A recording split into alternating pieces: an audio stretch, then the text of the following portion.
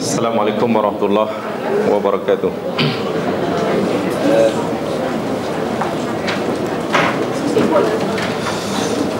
Innal hamdalillah nahmaduhu wa nasta'inuhu natubu ilaihi wa nastaghfiruh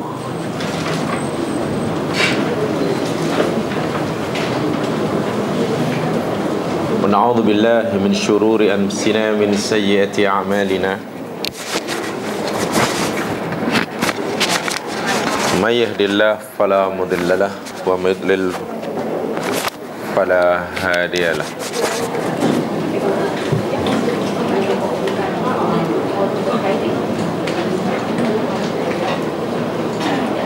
Allahumma salli ala Muhammad wa ala ali Muhammad kama sallaita ala Ibrahim wa ala ali Ibrahim.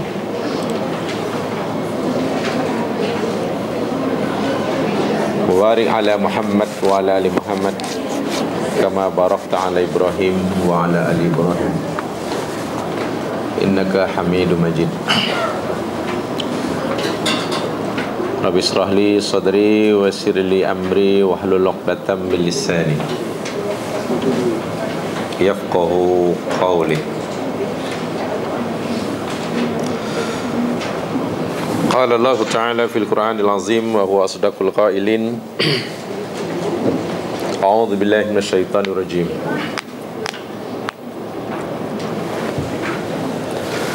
Alladzina yajtanibuna kaba'iral ithmi wal fawahisha illa al-lamam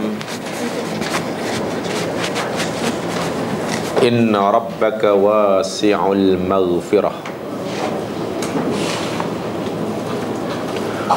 wa a'lamu bikum idh ansha'akum minal ardi wa idh antum ajinnatun fi butuni ummahatikum fala tuzakku anfusakum huwa a'lamu bimanittaqa.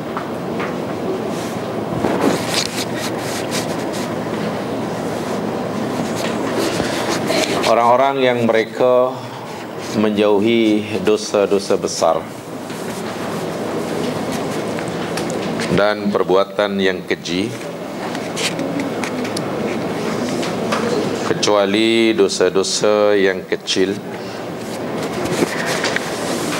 sesungguhnya Tuhanmu maha luas pengampunannya. Dia maha mengetahui akan kamu ketika Dia menciptakan kamu daripada bumi dan ketika kamu masih berupa janin di dalam perut-perut ibu-ibu kamu. Janganlah kamu merasa suci, menganggap suci akan diri kamu. Dia Allah itu maha mengetahui akan siapa orang yang bertakwa.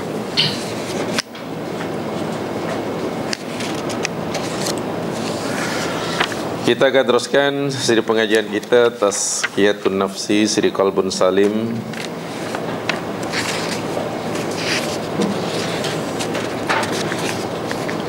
Dan kita masih bicara tentang sifat at-taubah ilallah, taubat kepada Allah.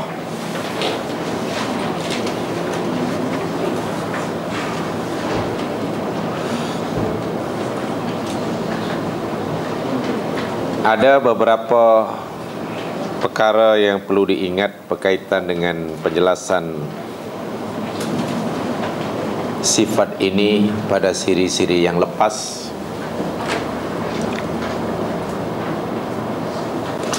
Satu di antaranya bahwasanya Allah menciptakan manusia, khasnya yakni kita,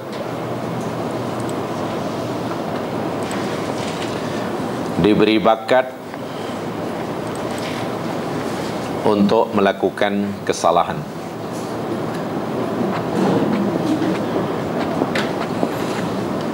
Tapi bakat atau potensial untuk buat salah ini bukan bermakna Allah suruh kita buat salah.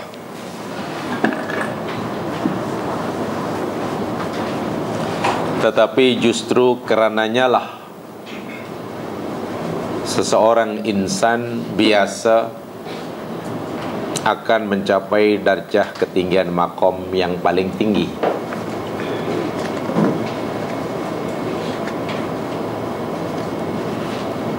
Dengan ayat yang mudah, kalau kemuliaan seorang Rasul dan Nabi kerana kemaksumannya, kalaulah kemuliaan para Rasul dan Nabi kerana maksumnya,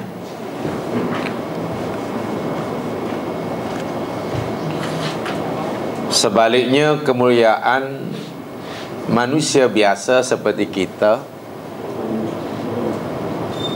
bukan pada kemaksuman kita, karena kita tidak maksum, tapi kemuliaan manusia biasa justru ketika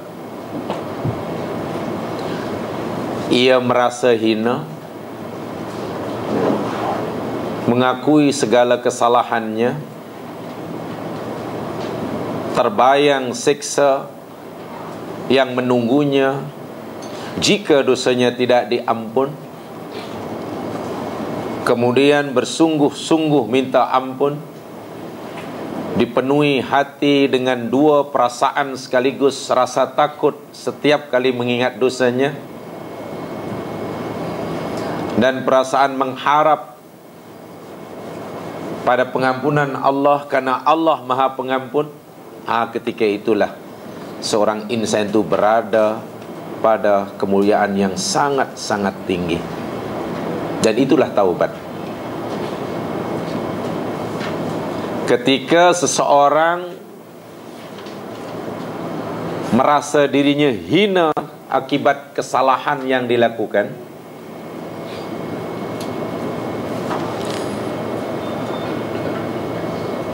timbul rasa takut setiap kali mengingat akan siksa yang Allah sediakan, yang Allah akan timpakan jika dosanya tidak diampun. Pada masa yang sama, hatinya penuh dengan harap, karena Allah itu Maha Pengampun.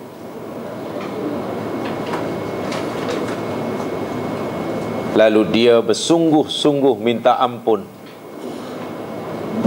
dengan perasaan harap-harap cemas, takut mengharap takut, khauf tama'an, khauf raja khauf, khauf raja khauf. Ketika itulah maqam seorang insan sangat-sangat tinggi, sangat-sangat tinggi, yakni ketika ia sedang bertaubat dalam arti kata yang sebenarnya. Sedangkan seseorang tidak mungkin berada dalam kedudukan seperti itu jika ia tidak diberi bakat untuk buat salah. Bagaimana mungkin seorang manusia berada pada ketinggian makom taubat jika pada dirinya tidak ada bakat untuk buat salah?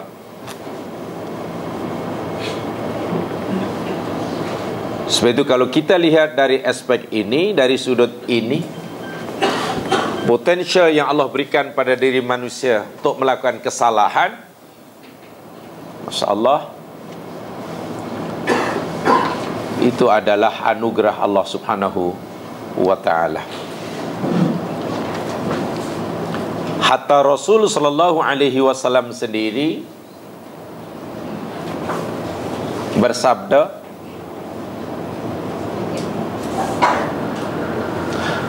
laula tatnibu la dhahaballahu bikum wa jaa biqaumin yadhnibun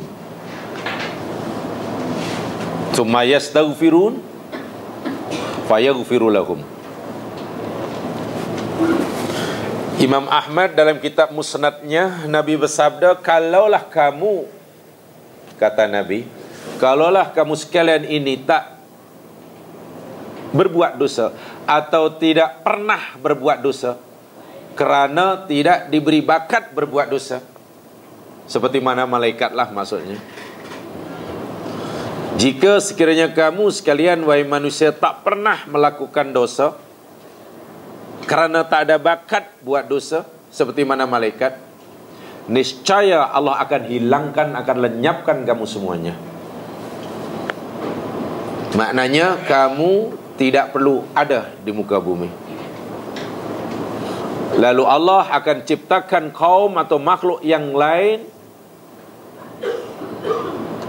yang diberi potensial untuk buat dosa, kemudian mereka memohon ampun, lalu Allah ampunkan mereka. Inilah keistimewaan kita, taubat. Nah, saya jelaskan, peluang untuk kita bertaubat hanya akan kita dapat jika kita ini diberikan oleh Allah Subhanahu wa taala kecenderungan. Kalau nak katakan bakat terlalu berat, ya kecenderungan lah. Saya tak kata hobi buat dosa, terlalu berat tu untuk buat dosa. Fa'alhamaha fujuraha wa taqwaha. Kan begitu Allah berfirman dalam Al-Quran. Allah ilhamkan pada setiap diri ataupun jiwa insan itu fujuraha,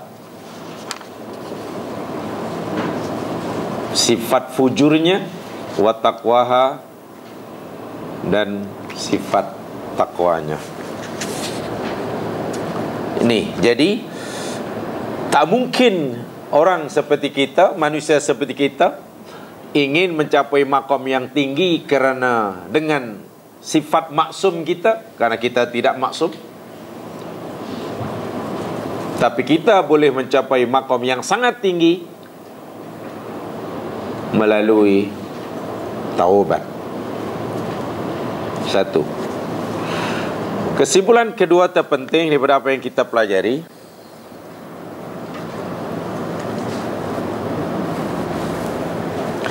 sebesar manapun dosa seseorang, sebanyak manapun dosa seseorang, selagi ajal belum menjemputnya, peluang untuk masuk syurga masih ada.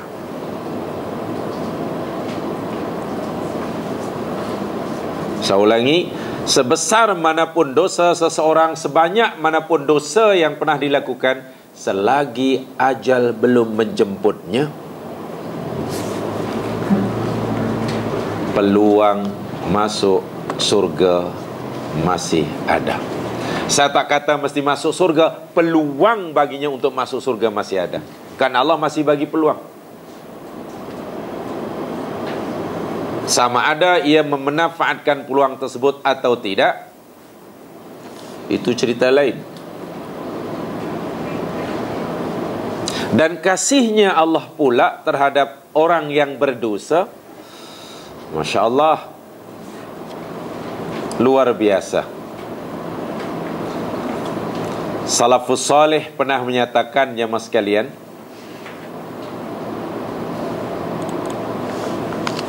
an-niyat ablagh minal amal.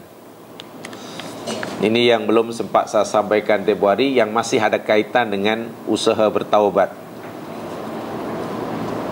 An-niyat ablagh minal amal. Maksudnya, niat itu lebih dapat menyampaikan seseorang kepada tujuan daripada amalan. Apa maksud kalimat ini?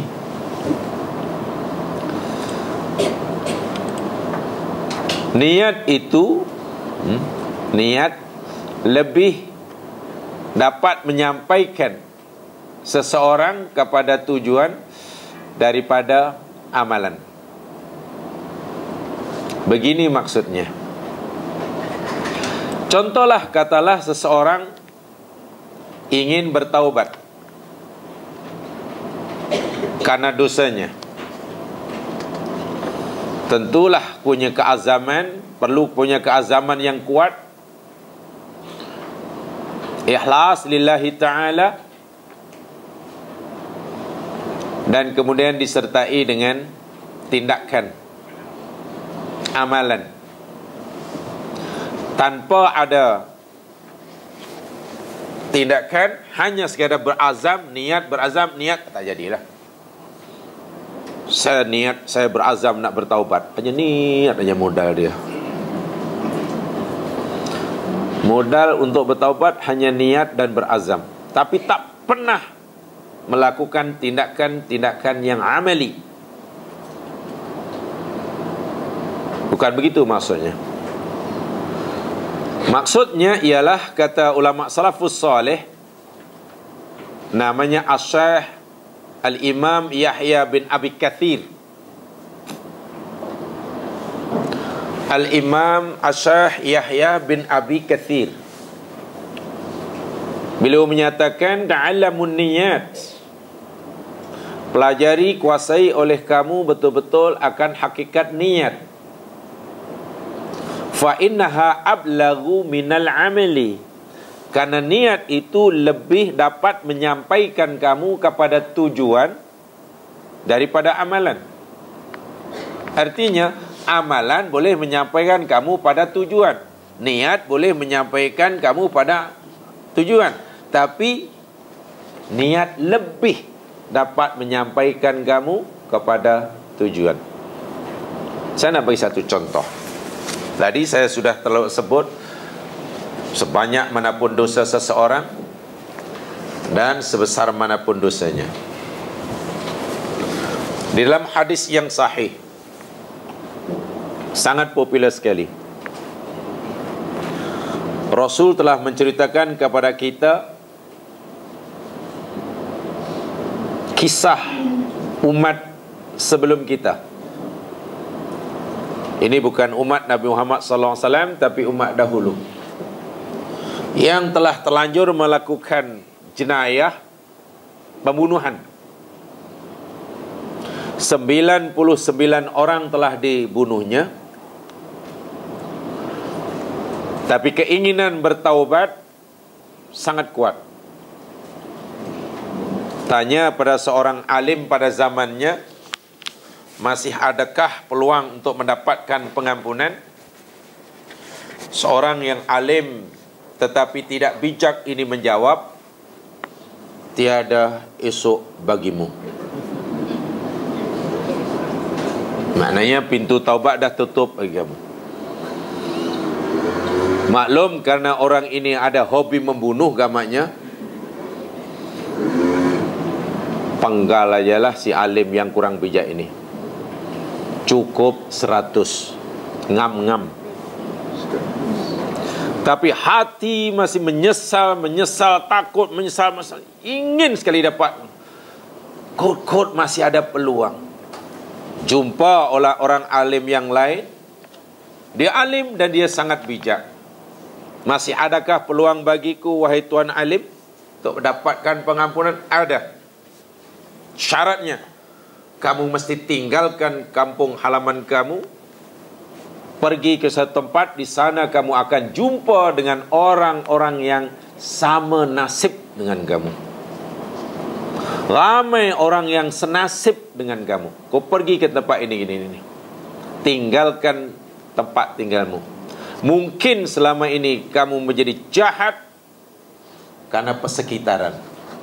Benar, persekitaran kita Mungkin environment yang tidak kondusif, orang baik pun boleh jadi tak baik.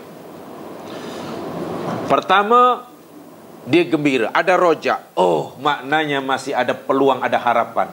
Walaupun saya tidak tahu seberapa besar peluang yang ada bagi. Dia tak tahu. Sebab dosa, dia tahu dosanya sangat besar. Dan berat-berat belaka. Banyak pula tu.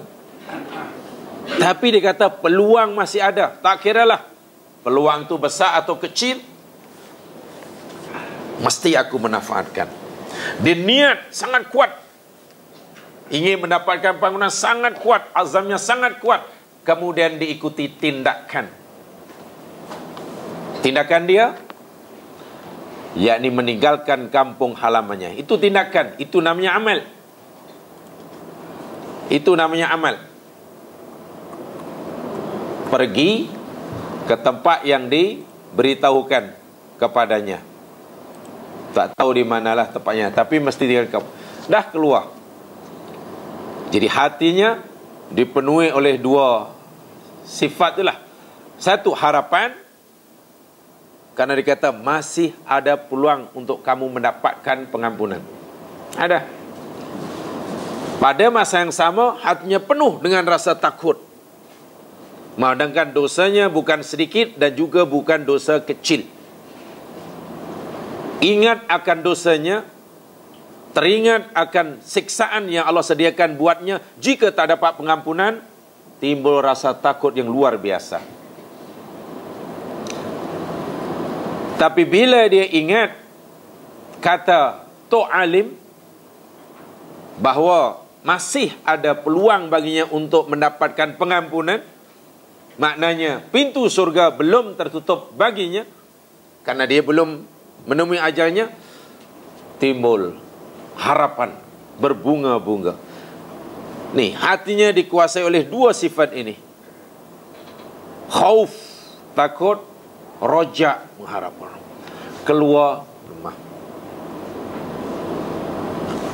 Dalam jalanan, belum pun sampai tempat tujuan, ajal menjemputnya. Kana fi Bani Israel, rajulun qatala tis'atan wa insanan.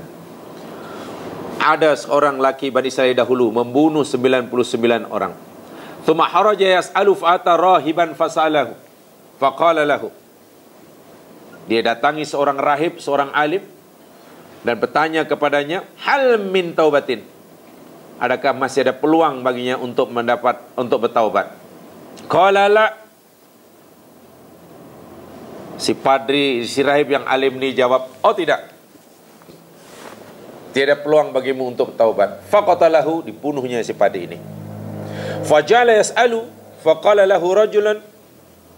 Kemudian cari lagi dan bertanya, dan seperti mana yang pertama? Iya, kau masih ada peluang. I'ti qaryatan kada wa kada. Kau pergi ke kampung ini. Dia pun pergi, jadi fa'adrakahul maut. Dia pun menemui ajalnya dalam perjalanannya. Ketika menemui ajal itulah fakhtasamat fihi malaikatur rahmah wa malaikatul azab. Malaikat rahmat dan malaikat azab berebut. Masing-masing merasa berhak membawa nyawanya, jiwa dan nyawanya. Malaikat rahmat ingin membawanya karena dia merasa berhak. Ini nyawa yang baik, ini jiwa yang suci. Malaikat azab pun merasa berhak. Aku yang lebih berhak. Ini jiwa kotor. Aku yang berhak membawanya untuk disiksa. Malaikat pun tidak boleh menilai. Tengok. Malaikat pun tidak boleh menilai jiwa seseorang tadi. Berebut. Fa'auhallahu ila hadhihi. Lalu Allah subhanahu wa ta'ala memberi wahyu, mengilhamkan pada malaikat. Thumma qala awhallahu ila hadhi antabadi kisu ma bainahuma. Kamu sukatlah, kamu ukurlah jarak antara tempat tinggal orang itu dan tempat yang hendak dituju. Mana yang lebih dekat? Kisu ma bainahuma. Sukat, ukur. Fa wajada ila hadi aqrab bisyibrin wa ghafrallah. Setelah diukur oleh malaikat, rupa-rupanya hamba Allah tadi telah berada lebih separuh perjalanan, sudah berada lebih dekat kepada tujuan tempat yang dituju daripada rumahnya, bisyibrin, satu jengkal. Ingat, malaikat ni teknologi dia canggih ya. Kalau bila suka tu tak payah pakai galah. Mana selotip, mana tak payah. Ni malaikat produk mana mengutuk pakai galah. Fuk fuk. Makhluk cahaya takkan mengukur jarak, masih pakai. Kalau tanya malaikat berapa jauh malaikat antara bumi ke bulan, tak payah fikir lama-lama. Fuk fuk, ada sekian. Dia makhluk cahaya. Tentu teknologi Allah bekalkan pun luar biasa. Setelah didapati orang ini lebih dekat pada maklumat yang dituju, fa ghafara lahu, Allah ampunkan dosanya. Dosanya besar-besar belaka. Bukan sedikit tapi banyak. Dalam Bukhari ada, dalam Muslim ada, dalam Musnad Imam Ahmad ada. Hadis yang sangat popular. Ramai perawi hadis ini. Yang saya nak sampaikan, ingat, niat orang tadi untuk bertaubat sangat kuat. Azam sangat kuat. Lalu diikuti dengan tindakan. Tindakannya, karena suruh tinggalkan kampung, tinggalkan kampung. Walaupun belum sampai tujuannya. Pertama, belum sampai kepada tempat yang nak dituju. Yang kedua, jauh sekali lah melakukan ibadat-ibadat tertentu sebagaimana layaknya orang yang berdosa bagi mendapatkan pengampunan di tempat tujuan nanti. Maknanya dari segi amalan nak bertaubat, nampaknya baru berjalan aja lah. Tapi tengok, karena keazamannya sangat kuat, itu yang dinyatakan oleh As-Syaikh Yahya Ibn Katsir tadi. An-niyat ablag minal amal. Niat seseorang, keazaman seseorang lebih dapat menyampaikannya kepada destinasi daripada amalan. Kalau tengok tindakan dia jemaah sekalian, baru berjalan, baru bergerak, itu pun belum sampai tujuannya. Pertanyaannya ialah, masalahnya ialah, bagaimana Allah begitu mudah memberi pengampunan bagi dosa hambanya yang memenuhi bumi dan langit, istilahnya. Dosa-dosa besar, dan bukan satu, tapi 100 nyawa telah dibunuhnya. Ya, karena ia mati ketika ia berada di kemuncak kemuliaannya. Dia tidak maksum, tapi dia mulia. Kemuliaan hamba tadi bukan karena sifat maksumnya, karena dia bukan Nabi. Sifat mulia hamba tadi ialah ketika ia sedang bertaubat. Orang yang mati, ya mas sekalian, ketika ia sedang menjalani taubat, proses taubat, walaupun mungkin masih jauh daripada amalan tadi, semua masih jauh, akan diampun dosanya. Dan bukankah hanya orang yang mulia sahaja, bukankah hanya orang yang makamnya telah mencapai kemuncaknya sahaja yang mendapat pengampunan bagi segala dosanya, semua dosanya, dan kemudian masuk surga. Inilah taubat. Jadi dihargai oleh Allah Subhanahu wa taala usaha orang yang bertaubat itu, walaupun ia belum mencapai matlamat. Contohlah begini. Ini mungkin agak dalam sedikit. Sebab si taubat ni cerita memang yang paling ni. Katalah jemaah sekalian, untuk sampai kepada Allah, orang itu jiwanya mesti suci. Pasti, tak boleh tidak. Untuk diterima oleh Allah, jiwa mesti suci. Jiwa yang kotor ditolak. Qalbun yang belum salim ditolak.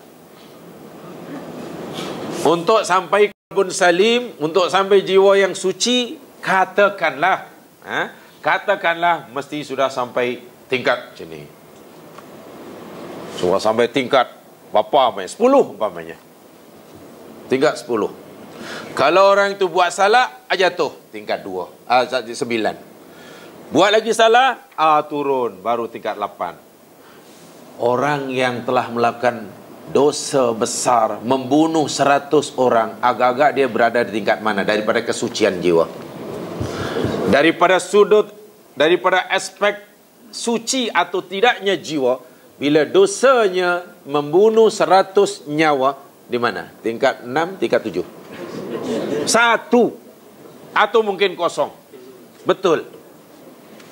Sedangkan untuk mendapatkan qalbun salim ketika mati, untuk mendapatkan jiwa yang mutmainnah ketika mati, mesti berada tingkat 10. Sekarang orang ni masih jiwa yang paling bawah. Ketika menyesal, sudah ada penyesalan, okeylah, berada tingkat yang pertama.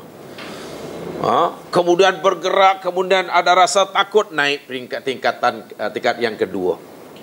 Ketika keluar rumah tadi, masa kuat, sampai dia merasa takut, mengharap, naik tingkatan yang ketiga. Kan masih jauh tu jamaah sekalian, dia mungkin baru sampai tingkat yang keempat, sebab dah berjalan dah menuju tempat itu. Ketika baru sampai di tingkat 4, sedangkan dia mesti sampai tingkat yang 10, ajal pula menjemputnya. Tengok Allah Maha Pengampun. Allah hargai usahanya walaupun sampai tingkat 4. Allah terus sekarang kamu tingkat yang 10. Kenapa dimuliakan begitu? Taubat.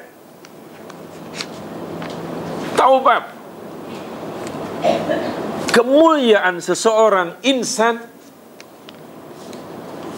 terletak ketika ia berada dalam maqam taubat. Penyesalan, rasa takut, rasa ini.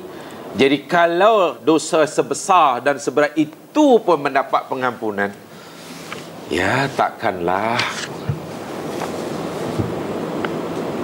dosa yang kurang daripada itu dia. Tapi ingat, mesti ada syarat-syaratnya itu. Rasa tadarruk, itu mesti masa bertaubat itu. Jangan bertaubat ingin mendapat pengampunan tapi tak merasa bersalah. Dia ingin dapat pengampunan tapi tak merasa bersalah. Alahai. Ingin mendapat pengampunan tapi tak ada rasa takut terhadap siksaan yang menunggunya. Alahai. Taubat adalah amalan hati, kerja hati, sifat hati.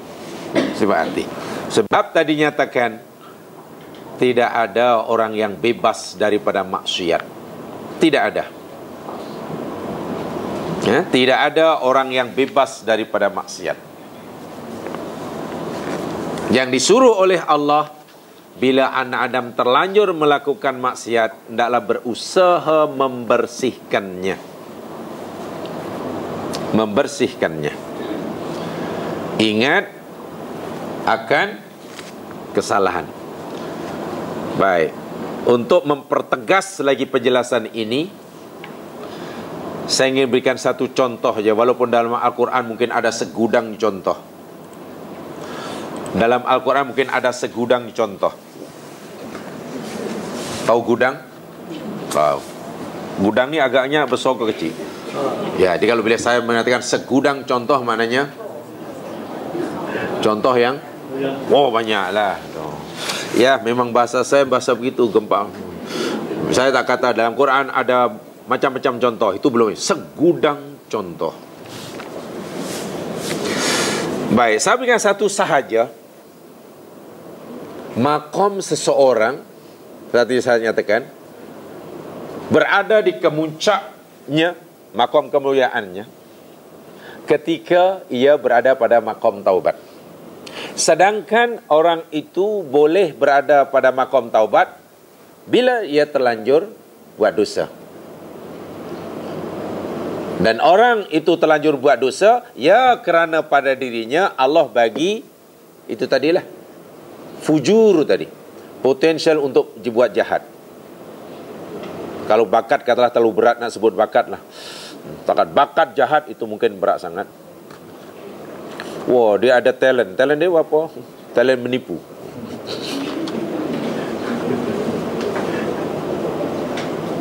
Baik. Saya nak beri satu contoh sahaja. Menurut jamaah sekalian, agak-agaklah, doa yang tertua sekali dalam sejarah manusia ni apa bunyi dia? Doa yang tertua sekali. Agak-agak. Doa yang tertua. Kalau doa, ya Allah panjangkan umurku, itu doa paling muda, baru semalam. Ya Allah murahkanlah rezekiku, itu baru kemarin. Doa yang tertua macam mana bunyi dia? Rabbana zalamna anfusana wa illam taghfir lana wa tarhamna lanakunanna minal khasirin. Itu doa apa tu? Maksud saya itu doa orang yang sedang apa tu?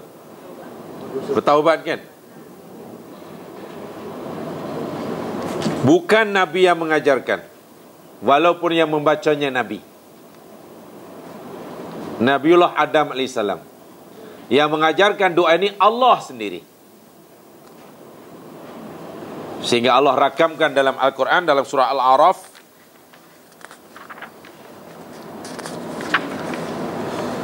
surah yang ke-7 ayat 23.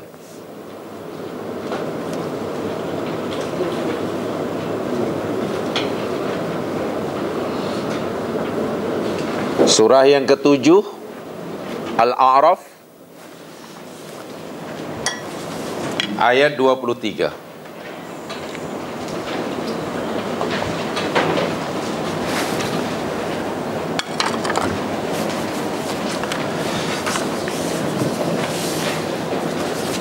Ikuti saya.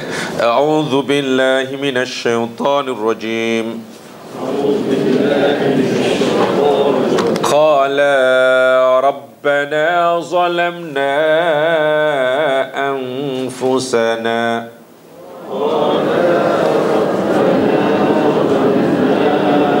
wa illam taghfir lana wa tarhamna lanakunanna minal khasirin. Qala, berkata mereka berdua, yakni Adam dan pasangannya, Rabbana, wahai Tuhan kami, zalamna, kami telah menganiaya anfusana, diri-diri kami, wa illam taghfir lana, dan jika engkau tidak ampunkan bagi kami, wa tarhamna, dan tidak engkau rahmati kami, lanakunanna, sungguh pasti kami akan menjadi minal khasirin, daripada orang-orang yang merugi. Adam buat salah, betul. Adam sedar akan kesalahannya, betul. Sekarang Adam dalam proses bertaubat. Keazaman Adam untuk kembali ke tempat asal sangat kuat. Sambil itu diajar oleh Allah untuk memohon ampun. Tapi bila perhatikan doa tertua ini jamaah sekalian, tak ada pun satu ayat, tak ada pun satu kalimat secara nyata yang Adam alaihissalam minta ampun. Tak ada kan perkataan faghfirli. Dia hanya kata, wahai Tuhan kami, kami menzalimi diri kami. Jika engkau tak ampunkan kami, jika engkau tak rahmati kami, kami rugi. Tak ada pun sambungan, sebab itu ya Allah ampunkanlah dosa kami. Tak ada. Dia tak kata faghfirli. Tak ada.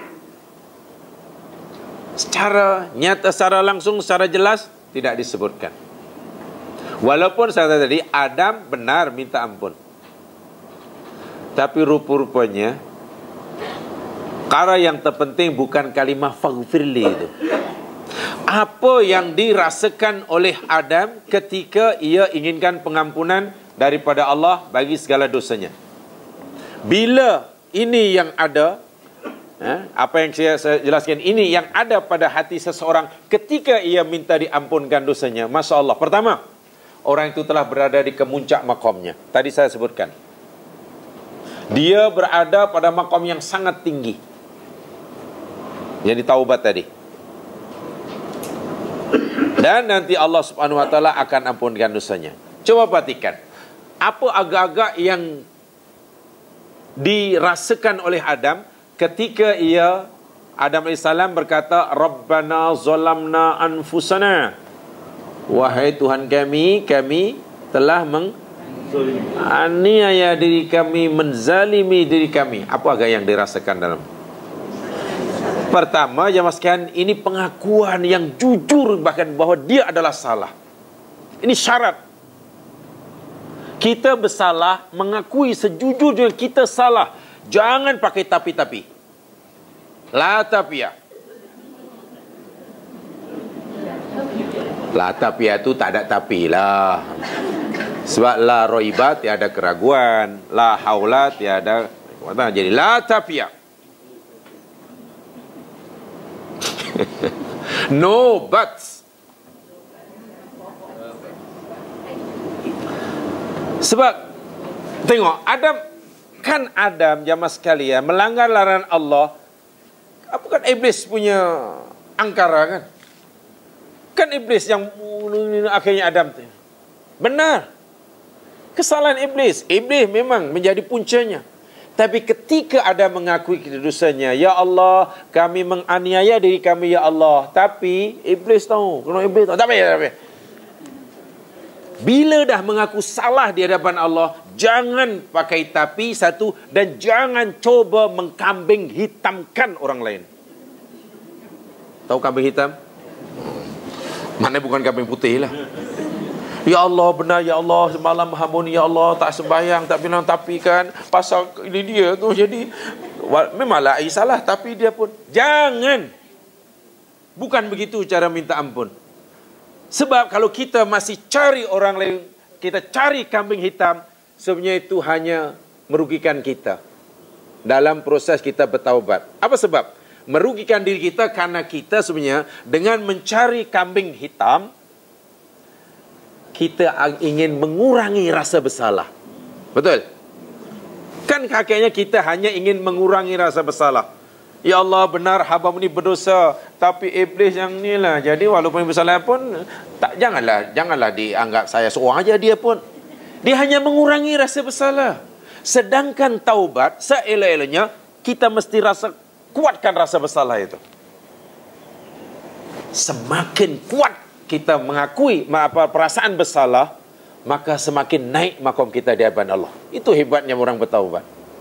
Bukan semakin kurang bersalah kemudian makin naik makom dia. Tidak. Di hadapan Allah, seberapa kuat rasa bersalah kita di hadapan Allah, itulah yang membuat kita makin naik. Kalau rasa bersalah makin kuat, maka makin naik. Maksudnya, tapi kalau kurang rasa bersalah karena pasal dia lah, pasal dia jalan. Kita coba baro'ah, kita coba melepaskan diri. Jangan. Ini yang pertama, mengakui benar. Zalamna anfusana, zalamna.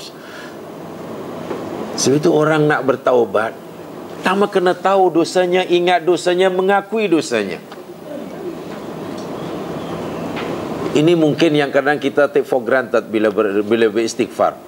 Hanya Rabbana zalamna anfusana, ya Allah kami menganiaya diri kami. Apalagi kalau dilakukan, lagi tak sedap. Rabbana zalamna anfusana, wahai Tuhan kami telah menganiaya diri kami. Macam mana nak rasa bersalah kalau macam tu Bila dah terbayang mengakui segala dosa-dosa, ini. Nah, itu satu. Disitulah tadarruk. Orang merasa bersalah jemaah sekalian di hadapan Allah yang Maha Suci. Oh, dia merasa dirinya makin rendah, makin rendah, makin rendah, makin rendah. Ketika mengetahui Allah ni maha tinggi, maha tinggi, maha tinggi, merasa dirinya makin hina, makin hina, makin hina. Ketika dia dapat merasakan bahawa Allah itu maha mulia, maha mulia, maha mulia, dirinya merasa semakin rasa kecil, kecil, kecil, kecil, kecil. Ketika dapat merasakan Allah ini maha besar, besar, besar, besar. Ya memang begitulah hubungan kita dengan Allah. Dan memang itulah syarat untuk besar. Dan itulah cara untuk meningkatkan makom. Bagaimana mungkin makom kita tinggi di sisi Allah? Walaupun kita dah tahu Allah maha besar, tapi kita juga merasa besar.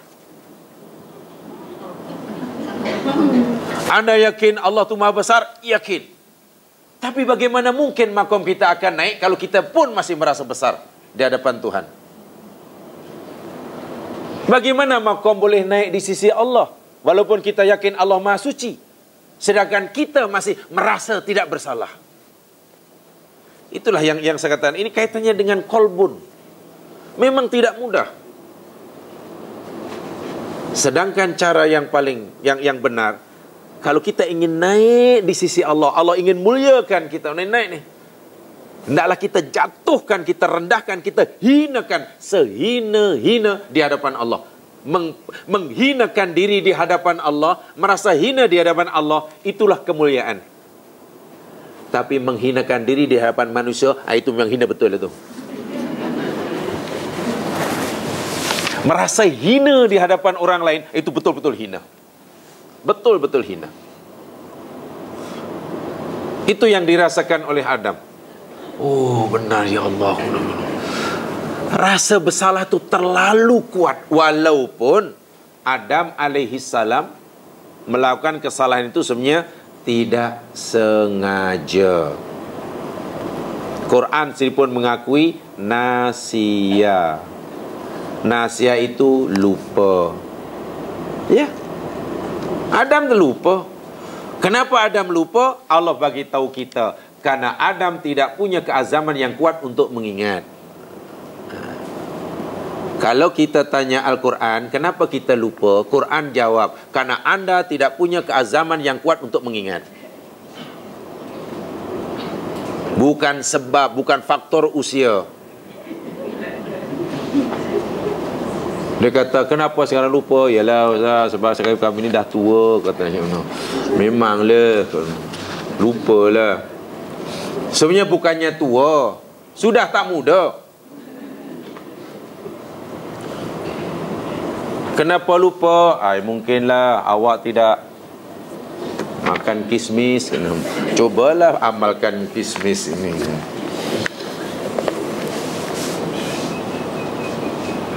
Terlebih makan kismis, overdose.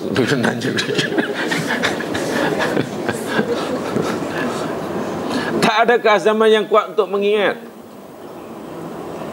Sungguh pun begitu, nampaknya kecil. Ialah buat salah, tak sengaja, tersilap, terlupa. Sepatutnya tak dikira salah lah. Sepatutnya tak dikira salah. Tapi Adam tahu, macam mana aku tak merasa bersalah? Bukankah tempat aku berbuat salah ini di surga? Bukankah aku adalah makhluk yang dimuliakan oleh Allah, hingga malaikat pun disuruh oleh Allah hormat pada aku? Bukankah semua nikmat di surga Allah izinkan aku menikmatinya? Satu saja yang Allah haramkan, tapi aku pula. Jadi cara Adam menimbulkan rasa bersalah supaya terlalu kuat, inilah melihat ini. Baik jamaah sekalian, merasa bersalah itu baik di hadapan Allah. Semakin kuat rasa bersalah, makin baik. Apalagi bila melihat kedudukan Allah yang sangat besar. Bila dah rasa begitu, zalamna anfusana, itu yang dirasakan. Wa illam taghfir lana wa tarhamna lanakunanna minal khasirin. Jika engkau tak ampunkan kami ya Allah, jika engkau tak sayangi kami ya Allah, niscaya kami menjadi orang yang apa agak-agak yang dirasai oleh Adam berdasarkan susunan ayat seperti ini. Coba kita rasakan apa yang dirasakan oleh atuk nenek moyang kita dahulu. Ketika moyang, ya Allah, jikalau engkau tak ampunkan ya Allah, jika engkau tak sayang ya Allah, kami rugi ya Allah. Apa yang dirasakan bila orang tu mengucapkan, mengeluarkan kalimat ayat macam itu? Ketakutan yang luar biasa. Terbayang oleh Adam, dirasakan oleh Adam. Ya Allah, kalaulah dosa hamba-Mu tidak Kau ampunkan, kalaulah taubat hamba-Mu tidak Engkau terima, terbayang siksa. Adam dapat membayangkan dahsyatnya siksa yang akan menimpanya. Dan bila siksa yang menimpanya, habislah. Timbul rasa takut bila mengingat siksaan yang akan yang menunggunya, yang akan menimpanya jika tak dapat pengampunan. Timbul rasa takut. Luar biasa takutnya. Tengok, tadi mengaku bersalah dan tidak menyalahkan sesiapa. Ingat, ini kaidah syarat taubat. Bila berdosa mengaku bersalah dan jangan cari kambing hitam, sudah. Jadi la tapia dan tidak coba mengkambing hitamkan orang. Yang kedua, bayangkan, iya ya, walaupun aku bersungguh-sungguh minta ampun ni, jika Allah tak ampunkan, kan siksa yang akan menimpa diri ini. Betapa dahsyatnya siksa yang akan menimpanya tidak ada. Ini pasti menangis-nangis jemaskan. Ketika dua perasaan ini ada dalam hati seseorang, ini kan sedang bertaubat, tiba-tiba makamnya sangat tinggi. Sangat tinggi. Dosa Adam diampunkan oleh Allah. Selepas dosa Adam diampunkan oleh Allah, Adam tak minta pun pada Allah, dilantik jadi khalifahnya di muka bumi. Ingat, Adam dilantik oleh Allah, istilah bahasa sekarang lah, surat watikah, pelantikan, sebagai khalifah di bumi, diberikan oleh Allah selepas Adam ini mendapat pengampunan. Jadi khalifahnya. Jadi kalau tengok track record Adam, sebetulnya tak begitu baiklah track recordnya. Ya, pernah buat salah kan? Pernah buat salah. Tapi peliknya, justru ketika Adam melakukan kesalahan dan telah buat salah dan diampunkan, itulah tiba-tiba ini yang malaikat jealous. Sebab malaikat tak ada bakat untuk buat salah. Jadi hidup dia, malaikat ni, iman dia itu je lah. Iman malaikat ni macam ni. Adam tak ada. Adam jalan macam ni, jatuh. Maksudnya manusia masa naik itu dah merasa Allah sayang, Allah sayang. Malaikat tak ada. Bila seseorang anak Adam menziarahi saudaranya yang sakit, pahala lagi.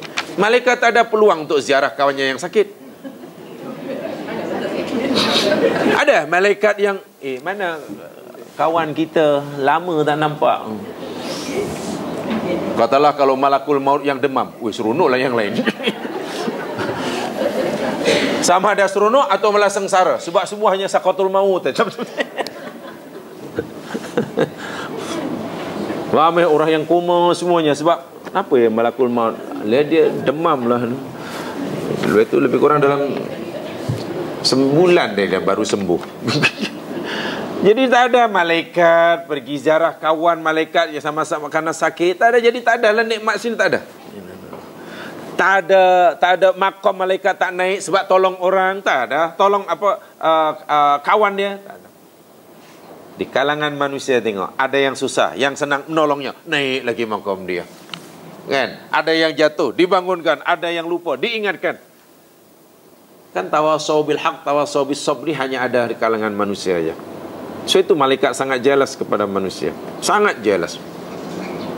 So itu kita tak perlulah bercita-cita jadi malaikat. Malaikat pun ingin jadi kita. Tak perlu. Bayangkan ya, dosa jatuh begitu. Sebab itu yang layak masuk surga yakni manusia. Malaikat tidak layak masuk surga. Sebaik manapun malaikat, sepatuh manapun malaikat, tidak layak masuk surga Allah di akhirat. Tak layak. Kalaupun di surga nanti ada malaikat, seperti yang Al-Quran ceritakan, dalam surah Az-Zumar ada, ramai malaikat yang ada di surga. Bukan karena mereka diberi ganjaran atas perbuatan baiknya. Di surga itu kerja, sedang tugas. Di dunia pun tugas memberi khidmat kepada manusia, di surga pun bertugas berkhidmat pada manusia. Sentiasa jadi pelayan. Memang Allah ciptakan malaikat untuk melayan manusia. Jadi tak payah berfikir, oh kalau boleh jadi malaikat tak dosa masuk. Dia tak akan masuk surga dan juga tidak masuk neraka. Kalaupun di neraka ramai malaikat, khazanatuha dalam surah Az-Zumar. Neraka pun adalah penunggu-penunggu penjaga. Malaikat juga bertugas. Dan yang bertugas di neraka pun taklah dengki pada yang di surga. Weh, boleh tukar tak? Ini tahu aku jaga di tahap apa pun. Ya memang dah dicipta untuk itu. Kan? Subhanallah. Betul-betul kalau kita fahami konsep. Tapi itulah lagi sekali, walaupun kita oleh Allah Subhanahu wa taala, kata Rasul sallallahu alaihi wasallam, ya, diberilah apa namanya, bukan bakat maksud saya. Bakat itu nampak, ya maknanya kecenderungan lah. Memang ada peluang sebab ada pilihan untuk buat dosa. Bukan maknanya Allah suruh kita melakukan dosa, ya. Jika sekiranya terlanjur, walau bagaimanapun, dah berhati-hati lah. Sebab Nabi SAW bersabda, kullu bani Adam khata'un wa khairul khata'inat tawwabun. Tiap anak Adam itu pasti pernah melakukan dosa. Dan setiap yang berdosa itu, sebaik-baik yang berdosa itu ialah bertaubat. Kullu ummati mu'afan. Setiap umatku akan diampun dosanya. Illal mujahirin. Kecuali orang yang sengaja berbuat dosa. Orang yang sengaja berbuat dosa, itu payah nak dapat pengampunan. Setiap umatku akan diampun dosanya bila buat dosa. Kecuali orang mujahirin. Mujahirin orang yang secara demonstratif melakukan dosa. Buat dosa sengaja. Sebab macam-macam kan. Orang terlanjur buat dosa lalu menyesal. Okey ke tak okey? Telah buat dosa kemudian menyesal. Okey. Bersyukurlah. Bersyukurlah. Bersyukur bukan karena buat dosa, karena masih mampu menyesal. Buat dosa kemudian tak ada perasaan menyesal. Okey? Tak okey. Berbuat salah, buat dosa, tak merasa berdosa. Tak? Oh, tak okey tu ya. Tak okey. Berbuat dosa, dia merasa apa namanya benar. Lagilah tak okey wa iyadzubillah tumadzubillah. Kalau begitu, tolong diingat, ini ana hanya beberapa, saya ringkaskan seringkas-ringkasnya. Saya ingin tambahkan saya sebab ini sangat penting. Takut tak dan. Perkara paling sangat penting ini saya takut tak dan aja maksudnya. Iya. Bila tak dan kan rugi ya, akhirnya kita sepatutnya kita tak buat tapi kita buat sebab tak tahu. Karena kita lambat tahu. Atau tak dan nak tahu. Tak dan tahu. Dan tu ya dan lah. Ada 5 perkara berkaitan dengan dosa yang lebih besar daripada dosa. Tolong saya ringkaskan ya. Khamsun fi dzambi akbaru minadz dzambi. Ada 5 perkara. Ada 5 perkara yang berkaitan dengan dosa lah. Lebih besar daripada dosa. Lebih besar daripada dosanya. Macam mana tu? Ayalah. Ini semua kaitannya dengan dosa lah. Ada 5 perkara yang lebih besar daripada dosa yang dibuat. Yang pertama, al-israr ala dzambi akbar minadz dzambi. Berterusan melakukan dosa. Itu lebih besar daripada dosa. Apa maknanya? Katalah orang buat dosa. Satu, dosa yang dibuat itu memang dosa lah. Jika orang itu melakukan dosa tadi berterusan, terus buat lagi, perbuatan terus menerus buat dosa itu lebih besar daripada dosa yang dibuatnya. Seorang itu dah melakukan dua dosa lah. Satu, dosa perbuatan yang dilakukannya. Dosa yang kedua yakni israr. Dan berterusan itu lebih besar daripada dosa itu. Mungkin dosa yang dilakukan dosa kecil, ya, dosa yang dilakukan mungkin dosa kecil. Tapi bila dosa kecil diulang-ulang, mengulangi dosa-dosa kecil tadi, lebih besar dosanya daripada dosa kecil yang dilakukannya. Begitulah. Artinya, ya, bila terlanjur dua dosa itu seboleh-bolehnya, ya, sekali je lah. Ibarat kata Nabi bersabda, orang mukmin tidak akan digigit, dipatuk ular 2 kali dalam satu tempat. Kan? Maknanya orang mukmin mesti belajar dari pengalaman lah. Kalau belajar dari kesalahan, bila mau betul. Belajar dari kesalahan, bila mau betul. Belajar pun dari yang salah.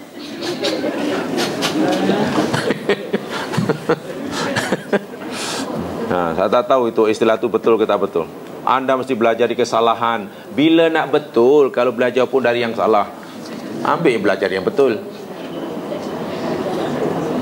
Jangan melakukan kesalahan berulang kali, kan? Hari-hari itu aja ke sana. Yang kedua, al-farah bidzambi akbar minadz dzambi. Bergembira dengan dosa lebih besar daripada dosa. Orang buat dosa sepatutnya menyesal, tapi dia gembira. Dia bangga. Wow. Rasa bangga, rasa gembira dengan itu lebih besar dosa. Apa pasal tiba-tiba awak ceria? Yalah, puas hari ni. Puas betul. Baru aku lanyak dia, padan muka. Puas. Adakah buat dosa puas? Alahai. Dosa yang dilakukan itu berdiri sendiri. Rasa puas berdosa. Puas tadi aku masih dia langsung merah pada muka dia. Tak tahulah no. Aku tengok gelisah. Baru padan muka. Lebih besar dari dosa. Yang ketiga, al-mujaharah bidzambi akbar minadz dzambi. Al-mujaharah secara terang-terangan, nyata. Bukan maknanya buat dosa sembunyi-sembunyi itu tak dosa. Secara nyata, terang-terangan. Atau bahkan suka ditunjuk-tunjukkan. Wih, besar tu jamaah sekalian. Sekurang kalau orang buat dosa dan masih ada rasa seganlah kepada manusia. Memang malu pada Allah dah awal-awal dah tak ada lah. Biasanya rasa malu pada Allah ni awal-awal dah hilang. Tinggal yang kedua, mesti ada perasaan malu dilihat orang. Iaitu bila ada orang nampak tak jadi buat dosa. Ini tidak. Orang nampak pun malah wah. Bila dah tak ada rasa malu dengan orang, bahkan sengaja tadi bangga, sekarang ditunjukkan. Bangga. Tak kira lelaki, tak kira perempuan jamaah sekalian, dalam Islam wajib menutup aurat. Tak kira lelaki atau perempuan. Mendedahkan aurat, tak kira lelaki atau wanita di hadapan orang lain yang bukan mahramnya adalah berdosa. Apa perasaan wanita atau lelaki yang mendedahkan aurat, dipentas, ditonton oleh orang lain, kamera puluhan ini, karena maklum dia sedang menggayakan, dia sedang berjalan kucing.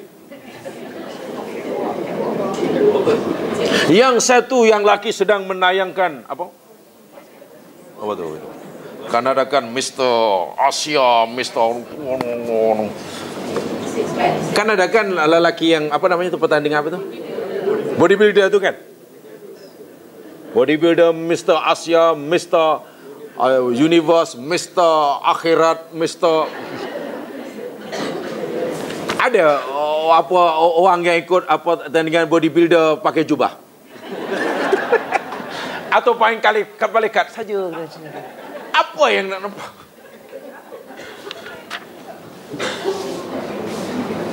Ada orang mengikuti pertandingan Ratu Cantik Miss World katakanlah. Kemudian pakai purdah. Ada.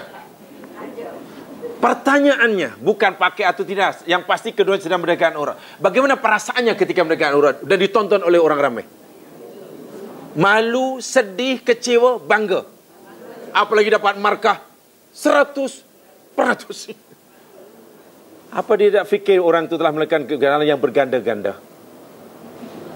Bangga melakukan dosa. Saya nak tanya,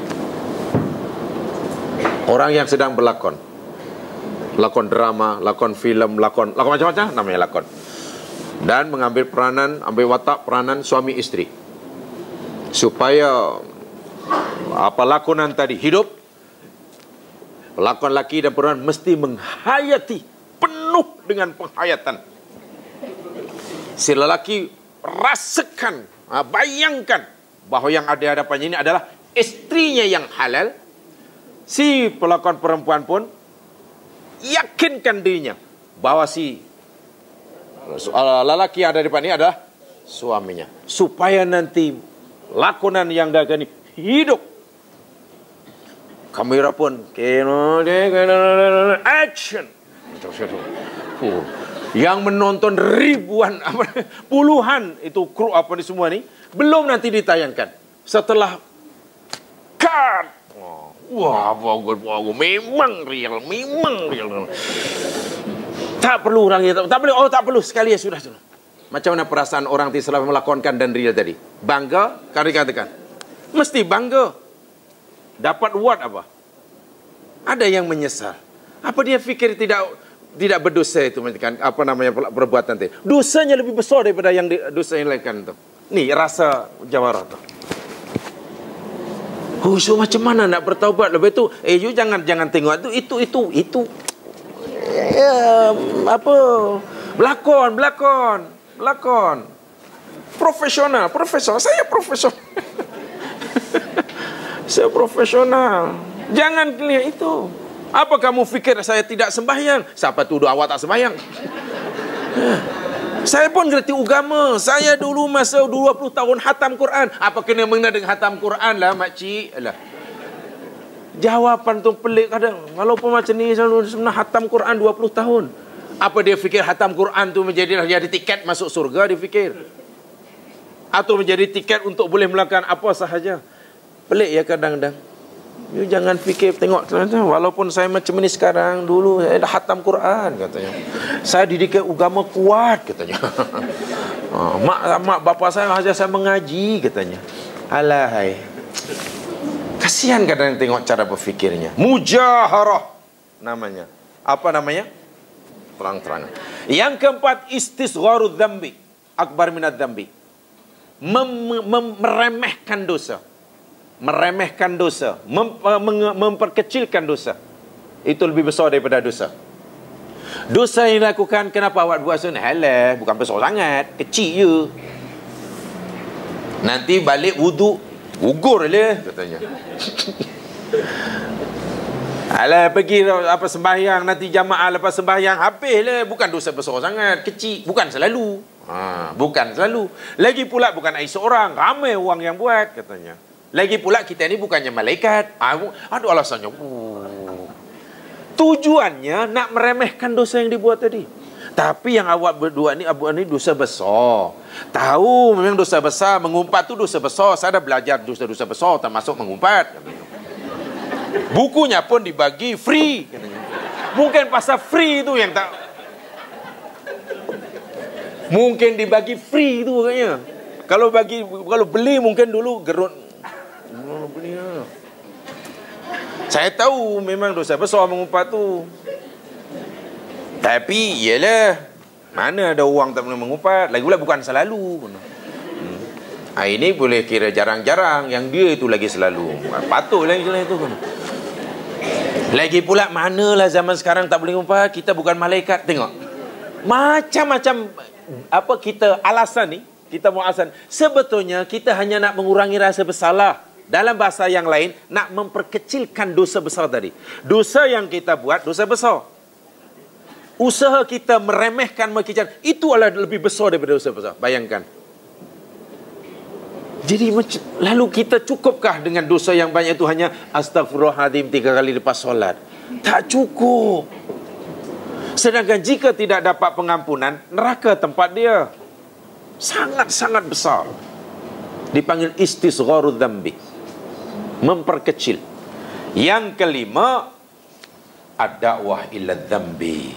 Mengajak, menyeru orang lain buat dosa. Jadi mengkempenkan dosa. Oh, itu dosanya besar jamaah sekalian. Kempen. Ajak orang buat dosa. Wal'iyadzubillah, tumanadzubillah. Jadi dosa bukan hanya yang nampak yang kita lakukan, rupanya ada yang lebih besar daripada itu, sifat-sifat, dan semuanya itu kaitan dengan hati ya. Kalau dipikir, sebarangkan bila ialah mungkin telah berbuat dosa, tapi Nabi kata sekali, mungkin karena silapnya. Jangan ada rasa bangga, jangan gembira, jangan jangan ada upaya meremehkan. Jangan ada upaya memperkecil, meremehkanlah, merasa tak apa. Kan apalagi bila dosa kecil kan biasanya, ini dosa kecil sebab saya cari dalam dosa-dosa besar 70 tak masuk. Mana dosa kecil lah tu. Berapa dosa kecil? Ayalah jadi dosa kecil. Biasalah dosa kecil. Ustaz kata wuduk hilang. Balik wuduk lah. Kan sekejap lagi kita masuk Ramadan. Bukan besar sangat. Ini nampaknya itu jamaah kena baca sendiri. Di sana ada talbisul iblis nanti. Satu di antara perangkap iblis yang paling berjaya sekali, itulah manusia dibuat melakukan dosa. Meremehkan dosa itu termasuk talbis iblis. Tipu daya iblis. Tipu daya iblis. Wal'iyadzubillah, tumanadzubillah. Itu aja ya mas sekalian. Masih ada lagi yang ingin saya sampaikan sebetulnya. Bab taubat. Walaupun saya tahu ya mas sekalian sudah mulai hendak mengadakan majlis hatam. Majlis hatam Qalbun Salim. Ini hatam lah, majlis hatam lah maknanya. Lepas ini hatam lah. Ada lagi saya. Bab taubat memang cerita yang paling panjang. Jadi insya-Allah masih ada beberapa perkara yang saya ingin sampaikan. Lagi pula ayat-ayat pun belum kita jelaskan. Mudah-mudahan yang telah disampaikan itu memberikan manfaat. Saya menyampaikan alhamdulillah kalau dikongsi bersama. Itu saja sampaikan, mudah-mudahan berkati.